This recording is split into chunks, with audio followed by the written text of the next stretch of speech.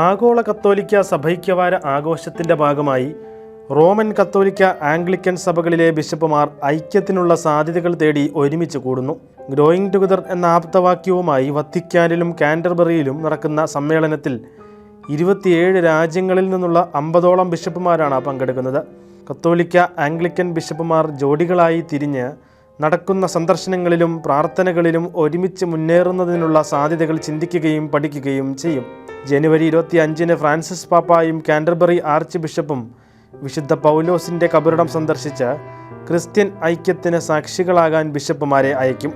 റോമിലെ സെൻറ്റ് ബർത്തലോമിയോ ദേവാലയത്തിൽ Canterbury arch ബിഷപ്പിൻ്റെ കാർമ്മികത്വത്തിൽ ദിവ്യകാരുണ്യ ആരാധന നടക്കും. ജനുവരി 28-ന് കാൻറ്റർബറി കത്തീഡ്രലിൽ ബിഷപ്പുമാർ കോറൽ ദിവ്യബലിയിൽ പങ്കെടുക്കും. ഹോങ്കോങ്ങിലെ കത്തോലിക്ക ബിഷപ്പ് കർദിനാൾ സ്റ്റീഫൻ ചൗ പ്രധാന സന്ദേശം നൽകും. International Anglican Roman Catholic commission for unity and mission സംഘടിപ്പിച്ചിരിക്കുന്ന പരിപാടി ഇരു സഭകളും തമ്മിലുള്ള എക്യുമെനിക്കൽ സംവാദത്തിൻ്റെ പുരോഗതിക്ക് കാരണമാകുമെന്ന് വിലയിരുത്തപ്പെടുന്നു.